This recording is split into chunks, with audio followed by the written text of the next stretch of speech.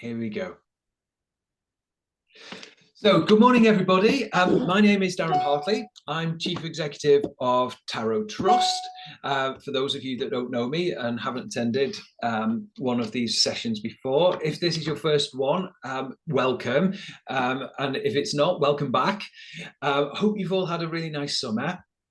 I'm probably going to just be slightly distracted as we're going, just at the early stages, as some additional people are joining. So I'll do my best to kind of multitask as I can. Delighted this morning to be joined by Kate Dodsworth. Kate has got a new title, Chief of Regulatory Engagement at the Regulator of Social Housing, who I'm going to call the RSH from now on, just so that it's a little bit shorter and gives us more time to fill the time we've been allotted this morning. A couple of housekeeping things, just as I was saying to some of the earlier joiners.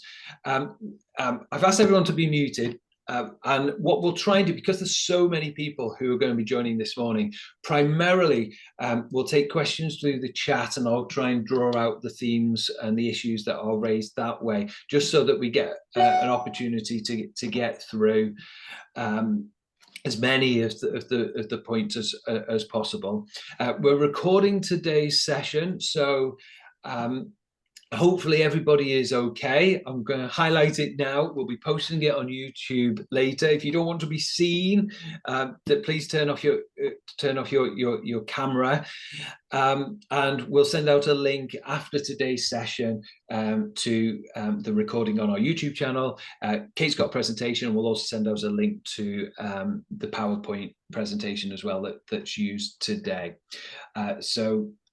I think that's covered all of the kind of housekeeping stuff. Just by way of introduction, Kate's going to be talking to us about the consumer standards, or the proposed new consumer standards. These are the longer-awaited consumer standards that we have been promised for quite a while, and we've had to wait for legislation to be passed in order for these to be able to be rolled out on a regulatory basis. We're currently in the consultation phase. It was launched on the 25th of July. It's a 12-week consultation, and it will be closing on the 17th of October. So we will, TAROE Trust, be preparing a consultation response document as well. So if you wanted to feed into that, we'll share our generic email for this, but please do get in touch with us if you want to be able to feed into TAROE Trust's organizational response as well. So I think that's all the housekeeping. Kate, welcome back. Thanks for coming. Delighted to have you here, and yeah, look forward to what you've got to say. Thanks, Darren, and thanks everybody for having me. It's really, really good to be here. I hope it's nice and warm and you're getting a nice bit of summer sunshine wherever you are. It's certainly warm and sunny down here in Hove. I should introduce as well Fleur Priest-Stevens, who many of you know, who is the Head of Tenant Engagement at the Regulator. She is here to help me with the slides, but primarily as well to field some of your questions at the end of it. So shout out to her as well. Thank you to all of you, and thanks to TAROE for your help and support and constructive challenge so far. The fact that we have got to this position now where we're able to consult on our revised consumer standards, and we already have that set of 22 tenant satisfaction measure questions being collected, is in no small part down to you, involved tenants, and to umbrella bodies like TAROE. And it is a much better piece of regulation as a result of that. We've spoken to well over 2,000 tenants and counting so far in helping us build this to a place that works. So I really wanted to say thank you. An apology as well to those of you that have heard this or were on a similar session last week. It won't deviate that much from that. And I am going to just do a little bit of recapping, perhaps for those who are new to tenant engagement and who haven't been on the very long journey with us, but there will be new new stuff as well. So just to get that out there. Next slide, please, Fleur, if that's okay. I'm just going to talk you through very briefly what's happening, why the standards are here, why we've arrived at this point of consultation, a bit on the timeline. I'm going to talk to you a little bit about our preparation and what we expect the sector to be doing to prepare. I'm going to talk a little bit more about the consultation and how you can get involved and take part, and then some of the other things that are still to come and happening in the background before we get to that point in April 2024, when we'll be going out and inspecting on the basis of this.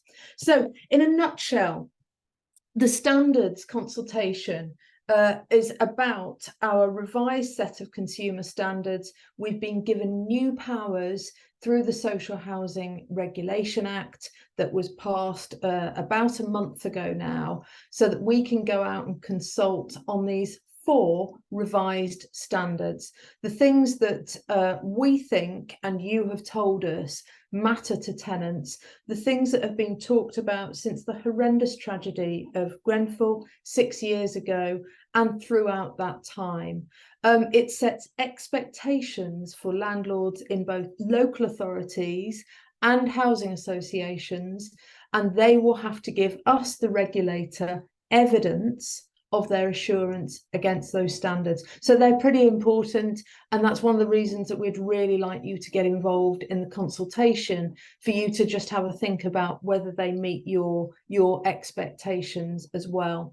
Alongside the standards, we've drafted a code of practice, a book of rules, if you like, for landlords to follow. It won't prescribe every single example. That's dangerous, because you could miss things out and then people will tell us, oh, that wasn't in the rule book. But it will give people an idea of how they meet those standards and the things that they should think about before we go out and inspect. And that's what the consultation is about, the revised standards and the code of practice. In a nutshell then, these standards are about making sure that landlords are providing, quite simply, tenants with good quality homes, safe homes, and universally good landlord services, that they are prioritising tenant safety, they're treating tenants with respect, something we've heard over and over again, and being transparent and open and honest with tenants. We know that sometimes things will go wrong. There's over 4 million social homes in England. Occasionally things are going to go wrong, but we're really interested in how those things are put right and making sure that they are dealt with effectively. Next slide, please, Fleur, thank you. So just to recap on how we got here, I talked about the tragedy of Grenfell, where 72 people lost their lives. One of the themes that came from that was that people had said over and over again they didn't feel that they were able to raise their concerns about health and safety effectively, and tenants felt that they were being ignored. After that, Alok Sharma, the housing minister of the time, went around the country and spoke to groups of tenants and heard themes of what they felt had gone wrong around repairs, around communication. So we got a green paper from government that was followed in a couple of years later by a white paper that then became a social housing regulation bill and is now an act.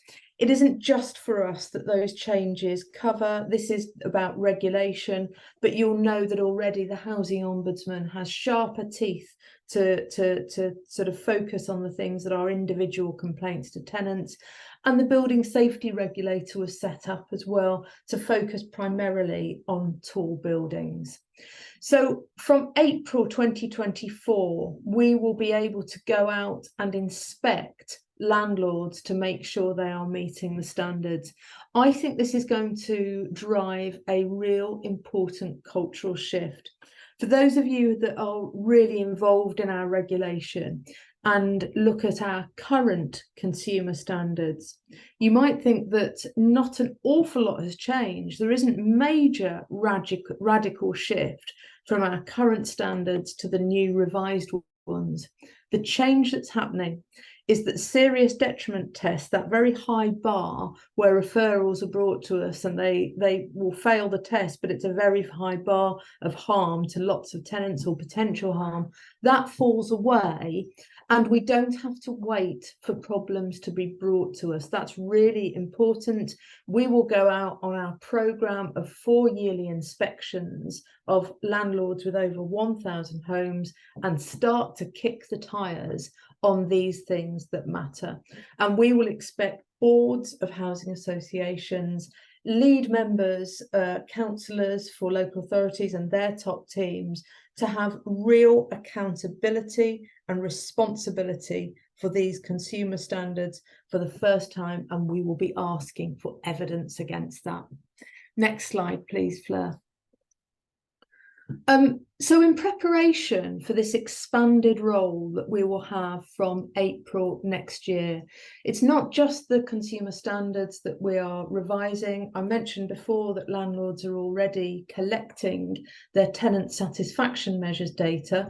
That will be one element of intelligence, if you like, that we look at before we go out and inspect. How's that landlord performing against their tenant satisfaction measures? What are tenants trying to tell us through these tenant satisfaction measures?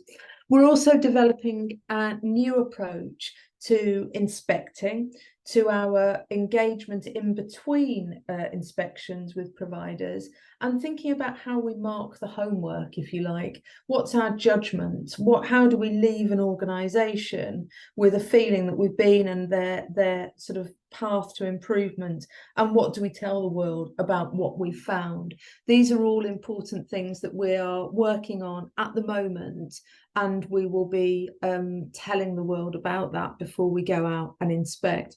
One of the important changes to the way that we inspect currently, because you will know that for housing associations we already do in-depth assessments on governance, how the organisation is run, and viability, whether the finances are in place to carry on delivering those services and build new homes.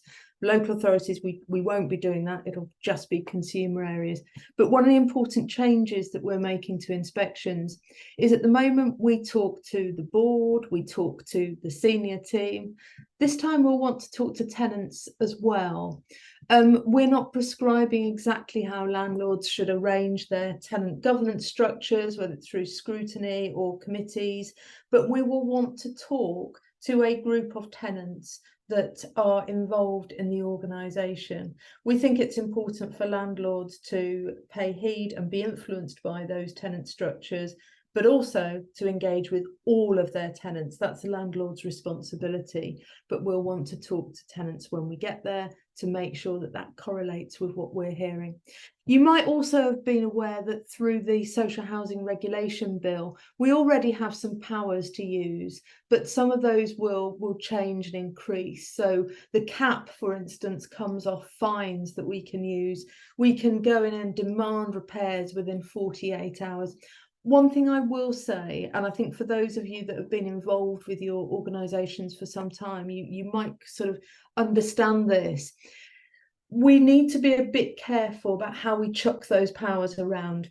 It's a deterrent, and I think the approach that we take with our regulation, which focuses on the outcomes, have things been put right, the approach that we take lends itself to working with the landlord in the first instance and making sure they put things right before we go in with the big powers and the big stick, in case we sort of break landlords, and that would have other consequences. We're not afraid to use powers if organisations aren't willing or able to put things right. But I think in the first instance, it's important that landlords do that. We launched a consultation yesterday or the day before, I don't know, the days are merging into one now, on our fees and how we charge landlords. The government is no longer going to be paying for our regulation. At the moment, it pays for about a quarter of our organisational fees and how we regulate. The government's changing that, and we will be charging fees based on the new consumer regulation and also to local authorities for the first time. So that's another important consultation that's out at the moment.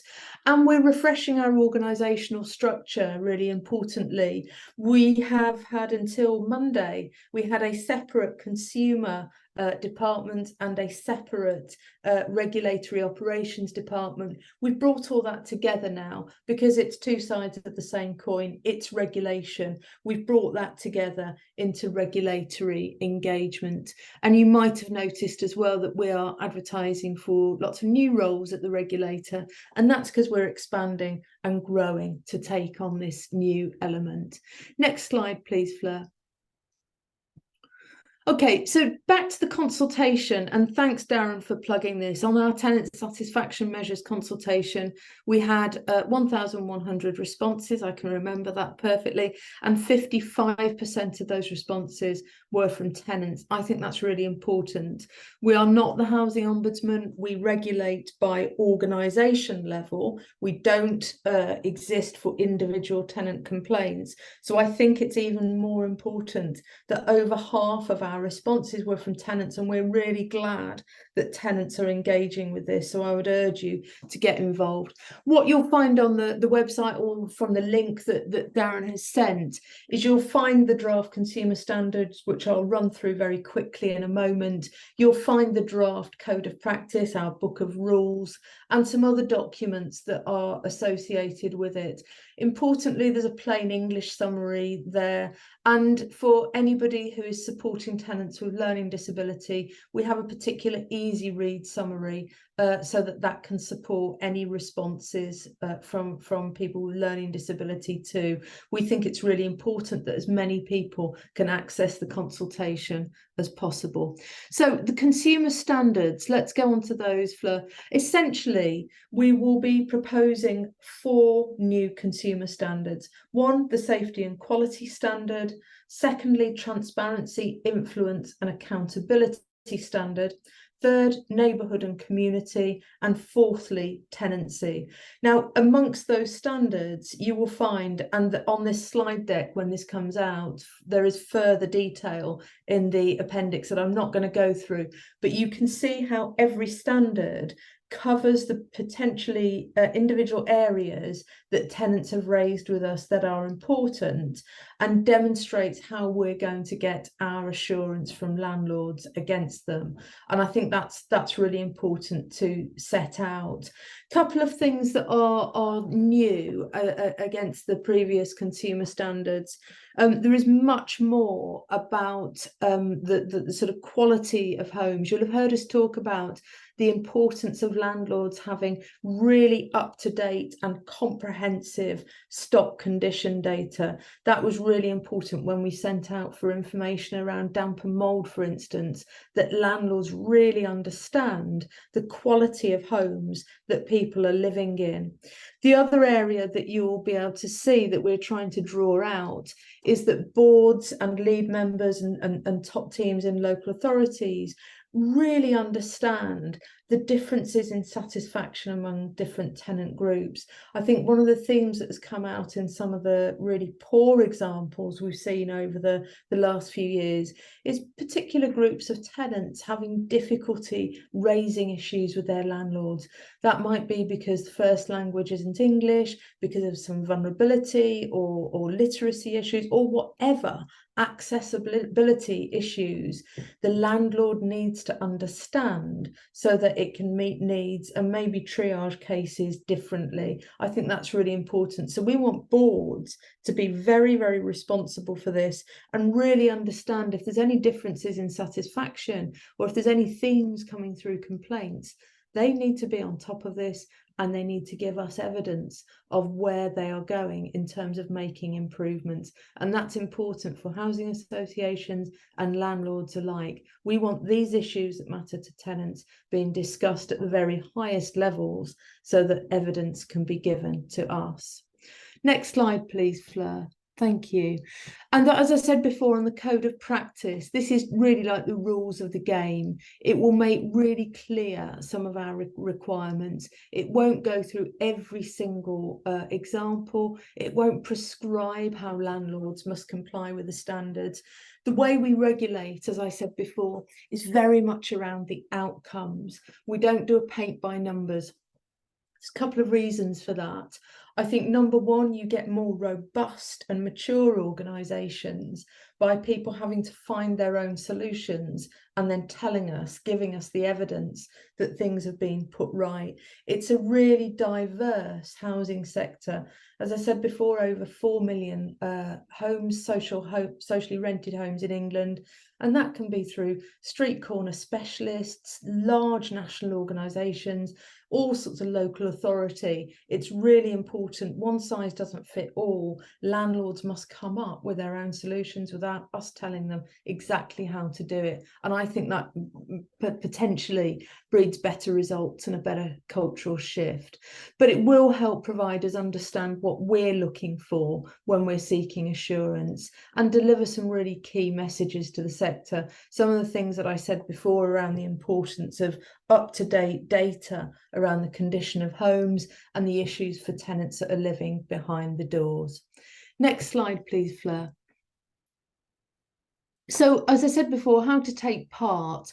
Please do look at the documents and respond to the questions online if you're able to, if that works for you, or again through Darren's offer through TAROE, or if you prefer to, then you can email your responses to us. It's not one of those consultations that implodes or explodes if you don't answer every question and it's all null and void. You don't need to answer every single question if it's not relevant to you, and it's open to everybody. We really do want to hear from you. The importance of the tenant satisfaction measures consultation, you know, some things did change as a result of the feedback that we got. We might not have got everything right. We'll be looking for themes. We'll be analysing every response that comes back to us. So it's not all set in stone. We want people to tell us whether we've got it right. So last bit really on the timeline. As Darren said, it's a 12-week consultation. The clock is now ticking. It will finish on the 17th of October. We then go back, get our heads down, analyse every response. That's the royal we, by the way. There's much more clever people in the regulator who will be looking at that analysis rather than me. But then it'll be making recommendations to our board. We've got to make sure we get things right. Our board will want to see, so we'll get that signed off. And then we'll be aiming to publish the definitive set of standards and code of practice by February 2024. And then by April next year, off we go. That expanded remit is live, and we will be inspecting housing associations and local authorities. What we tend to do is give organisations around 6 weeks notice. So we will be letting some providers know before April that they are on the list for the sort of first period, but we'll be drawing up a programme for the next 4 years. Thanks, Fleur. Next slide. So there's a couple of things that you might be thinking, why haven't you addressed this? There's the bit about professionalisation and competency and conduct you might have been aware of that was picked up during the parliamentary stages of the bill, and also AWAB's law, where the government has said that landlords must give things like a very clearly defined timeline on fixing issues such as damp and mould after the horrendous death of Awab Ishaq in Rochdale. Some of these things are yet to come because they're going to be government consultations. Likewise, the government have committed to revise the Decent Homes Standard and energy efficiency requirements. That will be coming, and work on tenure and access to information scheme. So there may yet be some revisions to our standards after we put the definitive set out, but that's all to come and depends on government consultations. So in the last few minutes then, before we move on to questions, I think what I would say is how we regulate is, as I said before, outcome focused. We go where there is potentially most risk to both tenants and the finances and the running of housing associations, and just on the consumer side with local authorities. We regulate in a proportionate way, which is to mean we won't go in with sort of guns blazing for things that might be sort of smaller issues. We'll look for organisation level issues. This is still the case, even with our expanded remit. We've set ourselves 3 tests, and you might have heard me say this before. Whatever landlords do and whatever we do, it's got to make a meaningful difference to tenants. I see this as a sector shift of culture, where the things that matter to tenants are given equal billing at that top level and top tier and discussed at most senior levels. I think that's really important to drive changes, so it must make a meaningful difference to tenants. The second test is that we must be able to deliver it as a regulator. Yes, we're going out for jobs and recruiting new people, which is great. But as I said before, we've also got a consultation on fees. We don't want to expand so much that we are all over landlords, knocking on every tenant's door saying, please, can we see your house? Because I don't think that's necessarily effective. And also it's expensive. We don't want, it's a very fine balance, to divert fees, which would go to tenants' resources, back into the regulator just because we've expanded too much and we're going out of remit. And the third test is that landlords have to deliver this. Foremost, landlords need to deliver safe homes and good services to their tenants. They need to stay financially robust and they need to be well run. If landlords are in a continuous state of preparing for regulation, then that again can divert resources away from just running the business. So it has to make sense in the way we regulate it, which is why we're putting out very clear standards and rules of the game, so people aren't wrong-footed and thinking that we're going to catch them out. It's a fine balance, but I hope we've got that right. And I look forward to you telling us that through the consultation. I think I've been talking for long enough. I'll stop there and Fleur and I will take any questions. Difficult questions to Fleur, please, and easy ones and any compliments to me. Thank you. Hey, Kate. Thank you. That was great and quite a whistle-stop tour of all of the raft of changes which are coming in. There's been lots of questions that have been coming through the chat. As we indicated at the beginning, we're going to focus on those initially because there's just so many people. If we just open it up to everybody as we normally do, then we might not be able to get through everything. So of the ones that have come through, there's one comment and 10 questions that I've definitely got for you, Kate, and I'm sure that there's probably going to be more that could come through as we go through. But if we start off with those, some of them are probably quite quick, rapid fire ones. I'll start with the comment just from John, just because that doesn't really require a response, but it's just helpful to get this feedback. And that was that John was highlighting that for many tenants, they consider that the boards and even the senior managers, but especially the boards, are invisible to tenants. And I guess that's making a reference also to the kind of the culture change that needs to take place. And I've got a question on that in a minute, so we might want to come back to that. So the first question, and is actually one that I'd received in advance as well, but it was alluded to right at the beginning as well, and that's the importance of managing tenants' expectations. Tenants have been waiting for these changes for quite a long period of time, and there's quite a lot of pent-up sort of both demand and frustration that's likely to be there. Barbara was saying about how can you kind of reassure tenants that this is going to be a kind of a positive change. And I suppose to a degree of that, the proof will be in the pudding, won't it? That we'll see but I guess the other aspect is that how are you preparing for that kind of pent-up demand to deal with those expectations in order to be able to bring about the changes that you want to see?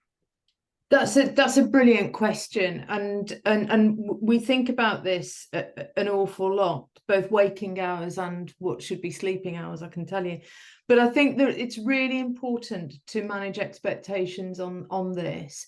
We are a regulator at an organisation level, and that means that there are going to be some issues which tenants will have with their services that aren't picked up by the regulator.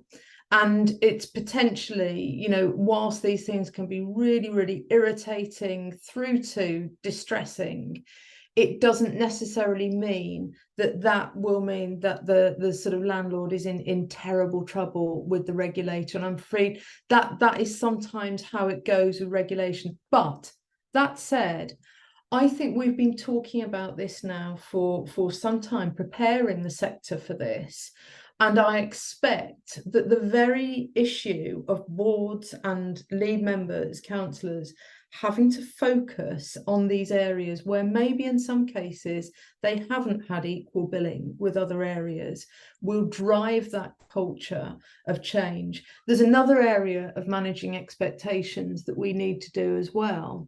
And that's the housing sector itself, because if people think that the whole sector is going to sort of pass with flying colours and 99% are going to be on the sort of top grades, well done, you've got an excellent pass in your homework, I think that needs managing as well. Some of these areas have been needing to be addressed for a long time. I've been in the sector for over 30 years, mainly on the operational side, and it pains me that tenants are still talking about repairs and communication and access to services. So I think there is something for the sector to hear as well, that there is going to be a long time of improvement because this has to be gotten right. So there's an awful lot of managing expectations. For me, I'm looking forward to when we get to year 2 and things have settled down a bit and there is less focus on each individual inspection that we do. That's great. That's great, Kate. You've mentioned a little bit about culture, and that was one of the other questions that came out about how you're really going to assess and judge culture. And I think you said quite a bit of those things already as we've been going through, because it's that kind of triangulation process. There was another question. I'm going to combine 2 questions now just into this. So is there anything further that you want to say specifically on culture that's going to be sort of word into the process of kind of testing? And as a result of those kind of regulatory checks, this is bringing in a question from Colin. Is there going to be like a grading system? Obviously, you've already got the grading system on the in-depth assessments. Is there going to be on the consumer side? And what are the arrangements therefore going to be for like retesting and follow-up? It's a bit like ESTIN inspections as well, isn't it? Or CQC inspections and things that you can see in schools and care homes and so forth. That's a great couple of questions there. And on the culture side, I think partly this is addressed by what gets oversight at a senior level. I think that's a really important thing. We have our current consumer standards where, as I said, we act on the sort of back foot where things are referred to us. And I've been looking through those recently at some of the referrals. One theme is sometimes where landlords have a new top team or new senior people coming in, and all sorts of things are brought to the fore, you know, around things like health and safety compliance and issues. And it pains me. I think sometimes, well, what is the culture of asking questions at the moment? Why does it take a new sort of team to come in and uncover this? What is that sort of process of constantly asking these questions? And I think having that within the regulatory framework where we go in and ask those questions, if I was a board or a senior team, I'd very quickly be looking at our gap areas right now against the draft standards and working out how we can fill those. So it's an ability to ask those constant questions rather than leave it and hope it never comes up and it's in an Excel spreadsheet in the drawer somewhere. So I think that's important on culture, and I think that's one of our contributions to it. On the grading side of it, yes, you're right. So for instance, at the moment on in-depth assessments, we have our V grades for financial viability and our G grades for governance, how the organisations run. One of the things that we're looking at the moment is, does it make sense therefore to have C grades to run in tandem with those? Because otherwise the governance, how things are being run, would have to do an awful lot of heavy lifting to incorporate all the consumer areas. But beyond that, and it relates to the further question about what you do with an organisation that has improvements to make, beyond that, we're looking at, you know, are there sort of words, are there letters that we write, are there things that we do to indicate that need to improve?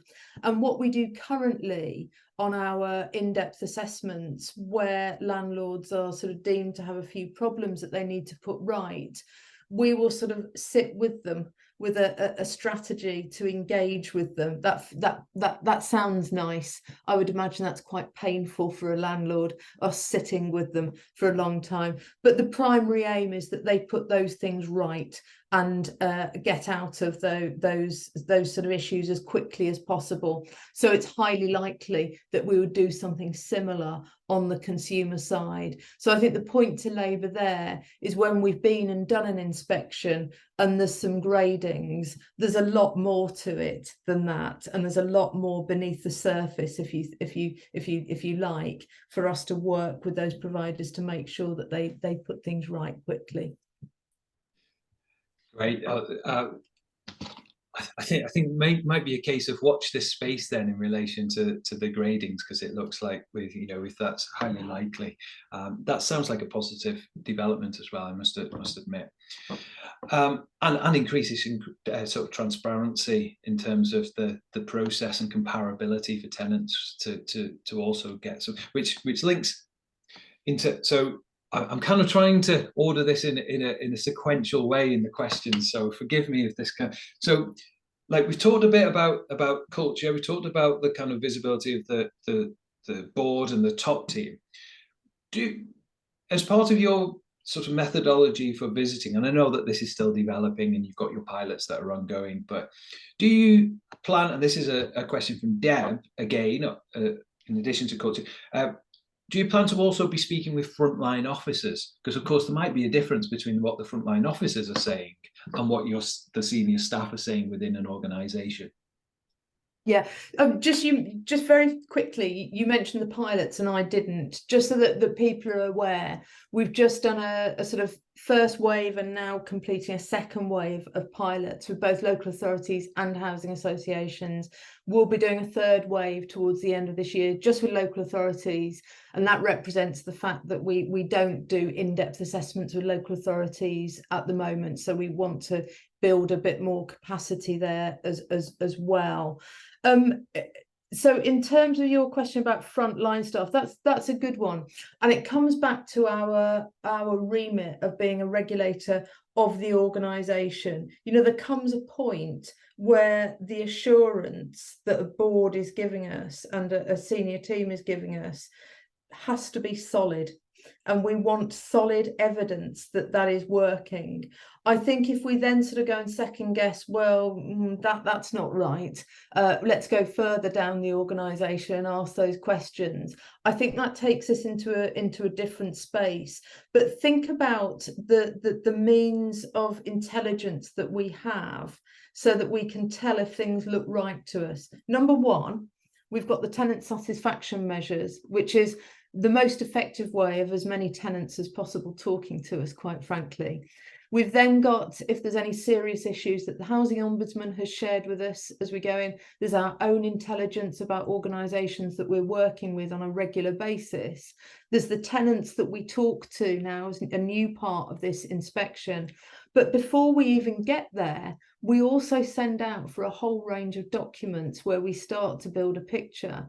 So we start to look at things like board papers and we can glean an awful lot from those, whether the Tenant Scrutiny Committee or similar really is having any influence and recommending things to board that are taken on. And you start to build up a picture. So I think we have to let it go at some point that the evidence that we are being given is correct. And there are consequences if people, quite frankly, give us the wrong evidence. Thank you, Kate. I'm going to follow the sequential line, but before I do that, there was a point which was raised on the earlier one about the gradings and the transparency. My understanding at the moment is that there could be like stability checks, but if you do a full in-depth assessment, then there's those gradings are all published currently on the RSH's website, and if there is a full in-depth assessment with a narrative, that narrative is also published in relation to that individual organisation. So presumably, therefore, that transparency will continue to apply and would therefore be applied to any sort of regulatory activity on the consumer side also. Effectively, yes, Darren, but we're doing some work on this at the moment, what we publish and how we sort of maximise that transparency and the sort of chronology of that. And we're doing some work on that at the moment, aligned to what we're finding out with the pilots. Yeah, great. Okay, that's fine. I think one of the issues there which is driving that is about the transparency for tenants, as Colin was highlighting in the chat, for insight into the performance of the housing association beyond what might be produced in, say, an annual report. And of course, there's some weakening, isn't there, in the standards or the direction from the government to yourselves in relation to the reporting and the removal of the requirement for the annual report specifically, albeit then I'd expect most organisations would continue that as the most obvious way of being able to communicate performance on a yearly basis with that. So yeah, it's reassuring to get that feedback about the continuing transparency. I won't harbour that point anymore, but just to kind of say, the next bit kind of leads again in this sequence. Again, just on the methodology, we've had some comments in the chat around which groups you'll be talking to, because obviously you've made it clear that you'll be talking to groups of tenants in order to be able to get those reality checks and triangulate that alongside things like the tenant satisfaction measures and the papers and other information provided by the landlord. I guess one of the concerns that tenants are having, and this is not a new thing, this has been raised with us on a number of occasions, is which are those tenants that you'll be speaking to, and are they going to be kind of are their experiences going to be reflective of tenants more generally?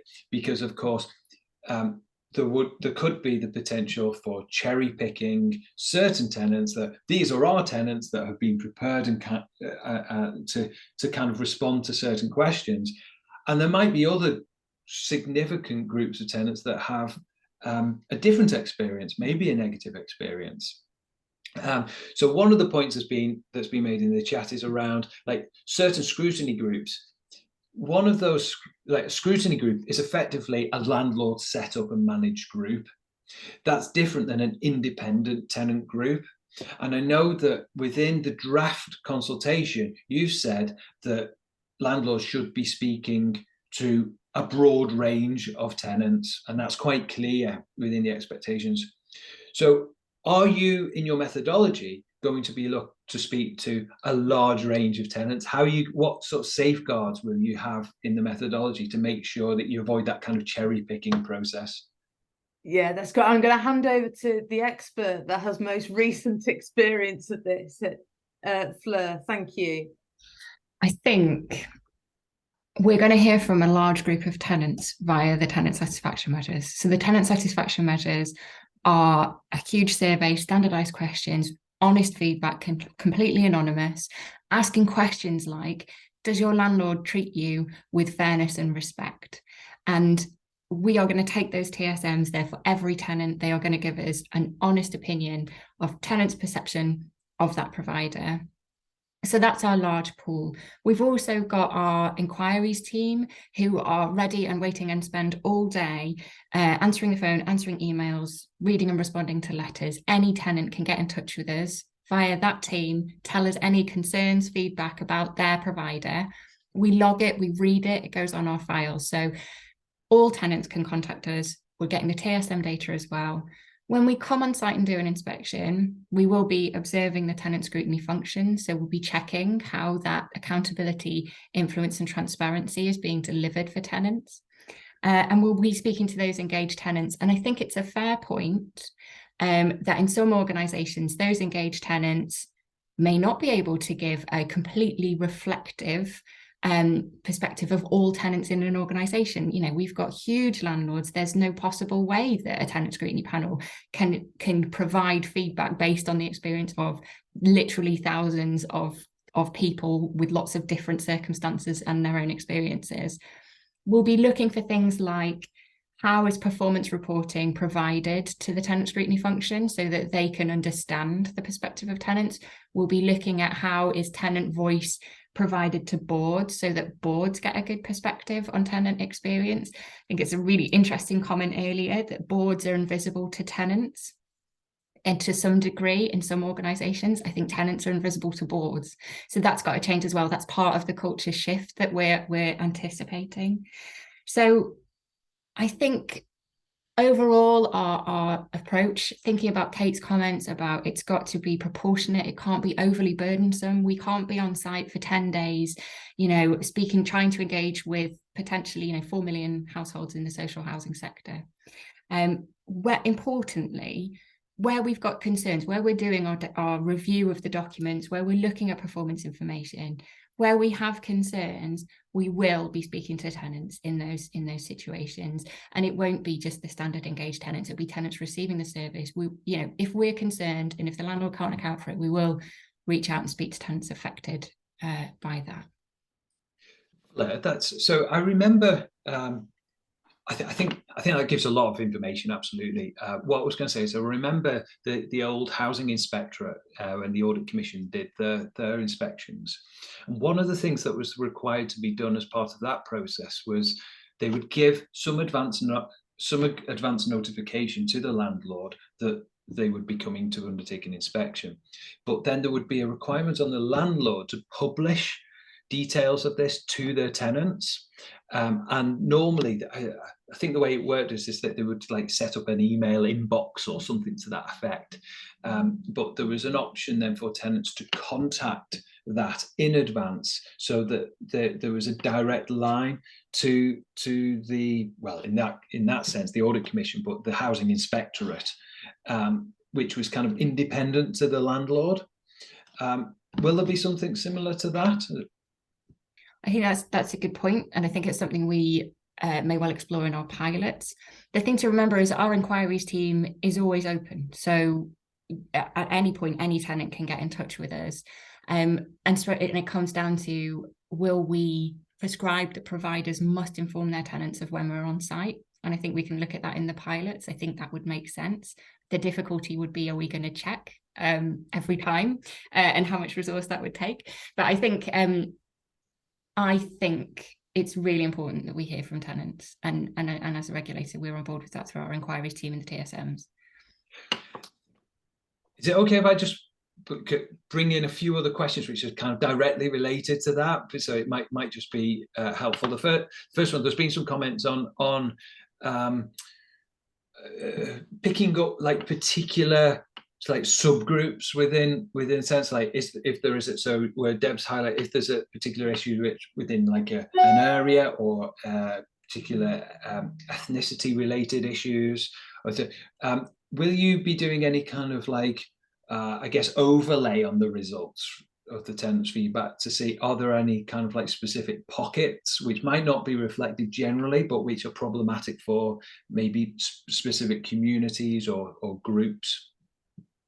Should I jump in on this first, Fleur? I think that one of the differences from our current consumer standards to the revised consumer standards is making the need for landlords to see to diverse needs much more three-dimensional. And that was the point I made earlier. You know, when we're talking to boards, when we're looking at board reports, we don't want to see, oh, here's the satisfaction report. Some groups are less satisfied than others, full stop, move on. What we are now wanting to see is that boards understand that. They understand that via protected characteristics such as ethnicity. They understand it via themes of their complaints. Is it a particular scheme, particular area? And ask the questions at that level. So what? What are they doing about it? What's the action plan for improving? One of the things we've said over and over again, and it's an important word, is that landlord services are universally good for all tenants. All tenants must be able to enjoy good landlord services, and when things go wrong, which they will, that they are put right. I think one of the themes that we've seen through things when they've gone wrong, as I said before, is that for some of these reasons, things haven't worked effectively for the tenants, and it's taken too long to get things resolved. And sometimes it's around different groups of tenants having a different experience. Thanks, Kate. That's really helpful. There was another question which came in, which was along those lines, and Fleur's highlighted about how it was quite categorical that tenants or tenants groups can contact the regulator at any time as part of this process to be able to. One of the questions came in is like, how does that kind of work via the complaint specifically with the Housing Ombudsman Service? I know that you've already got kind of an arrangement in place for sharing information and like a memorandum of understanding, isn't it?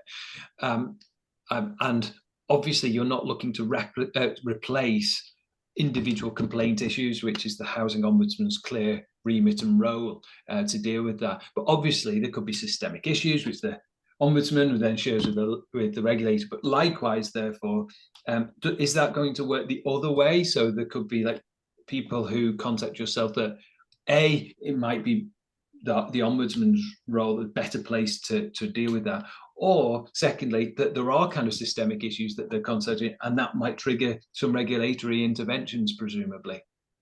That's a really good question. You're right. As part of the Act, the Memorandum of Understanding, as it's called, it's easy for you to say, is going to be put on the sort of legal footing now. But in any case, there's a recent case that I can think of that we looked at on the consumer side that started out as a Housing Ombudsman issue. And then when we looked at it, we realised it wasn't just a few individual tenants having problems, but there was something, as you say, more about the systems that was going wrong. And that for a whole number of tenants, it was really impossible for them to put complaints in, and they were getting just jammed in the system and nothing was coming out the other end of there. So that's an example where an individual complaint was definitely in the Housing Ombudsman space. But for us, there was something about the systems that meant that if you were a tenant in any of those landlord homes, the same thing could happen to you. So our reactive route, our referrals, are still open for anyone to bring anything serious in between inspections to our door. If it's an individual tenant complaint, we'll look at it and say, actually, this is more for the Ombudsman, and signpost to the Ombudsman. But if there is something going wrong where lots of tenants are going to be affected, then we'll look at that. And there's a judgment as well for us, going to be from next April, as to whether we need to deal with that. It's significant enough for us to deal with there and then and get out and do something more proactive, or whether we use that as intelligence to inform when we next go out and inspect. So lots of moving parts to that, but really good question. Thanks, Kate. So this is going to be more of a comment than a question. I think we've probably covered it, but it's probably worthwhile just emphasising, because it has come from a number of different people in the chat functions we've gone through today. Just that there seems to be a number of people who are dissatisfied that they were part of a scrutiny group. That scrutiny group has been disbanded in some way, and then those groups of tenants feel unhappy that they're no longer heard and that they maybe are being silenced. So I think it's probably just one to kind of highlight that this is perhaps an issue, so that you're aware of that. Next question, Carl. We're quite short on time now, and there's been so many questions. So please bear with me. I'm doing my best to kind of cover these things. Bit of a technical question: fees. Are the fees based? Obviously, there's going to be a flat rate for the smaller organisations. So I've just checked that out as well. But for the fees for the larger organisations, based on unit numbers, are those unit numbers social housing unit numbers or all unit numbers? Just social housing numbers, social housing units, I am pretty sure. But if that's different, I'll shout you afterwards. All right, cheers. Thank you. I thought that would get. Next one is. Oh yeah, again, I guess part of this question is just like highlighting that this is one of those sort of themes or issues where tenants have some sort of dissatisfaction at times, and that's around virtual forms of communication. So will the methodology for when you undertake the kind of the testing as part of the visits, will that also assess kind of those virtual technologies as well, or satisfaction with those virtual technologies? I think what they're alluding to here is things like you have the kind of virtual assistant where you can kind of log on and they'll give automated answers and so forth. One of the messages we've been giving out fairly consistently over the last 6 months is that accessibility isn't just about physical accessibility. And it's been raised with us before by tenants that sometimes that lovely portal doesn't work for some people to register repairs. So we'll be looking at an organisational view, but if that's impacting on complaints, if that's impacting on satisfaction, then we will expect the landlord to be doing something about it. Thank you, Kate. I'll try and keep these quick fire as well now. So obviously you've already said that you'll be visiting schemes. You'll be visiting schemes if that's part of like the standard round of visits as part of it. Presumably though, if you've got really big concerns, and I know that there were some additional powers that were included in the legislation around access to properties, wasn't there as well, which got quite a bit of coverage. Presumably, if you think that if you've got sort of major concerns about something as part of this risk-based approach, presumably you would visit schemes kind of reactively as well if there are big concerns there. In terms of visiting the schemes, I mean, much of our field work, much of our assessments is done at the organisation. I don't, with the best will in the world, we're not going to be able to go round inspecting homes on a sort of wide basis. We have got a new range of powers aligned with our older ones, and as I said before, we would use those carefully, but we would use them if we absolutely had to, and we didn't get any satisfaction that the landlord was going to put things right. Great, thank you. Sticking with quickfire, I think so. There was an issue about kind of the quality of some new build properties. I suspect, therefore, though, that your focus is on the regulated body, which is the landlord, isn't it? Essentially. So if there are issues about quality of properties, say new build properties, I think accountability would rest still with the landlord who's receiving those from, say, the construction firm, the developers. And therefore, the issue really is incumbent on the landlord to make sure that those quality issues are addressed as part of the contractual arrangements that they'll have with that. And if they don't, then the regulatory focus likewise would be on the regulated body, i.e. the landlord. Is that right? Absolutely, and entirely consistent with our standard around ensuring that tenants are in good quality, safe homes, enjoying good services. And if any element of that is falling down at an organisational level, then we need to look at it. I'll make this more of a comment than anything, but it's a point that's made is that GDPR is sometimes cited as a kind of a barrier to staff. I guess we all need to be aware and be mindful of legislative obligations, but likewise we don't want to be hiding behind those so I think that's probably a point that goes back to your accessibility comments as well, and the need to hear people. So I think we're close to the end. So small landlords, just a question on small landlords.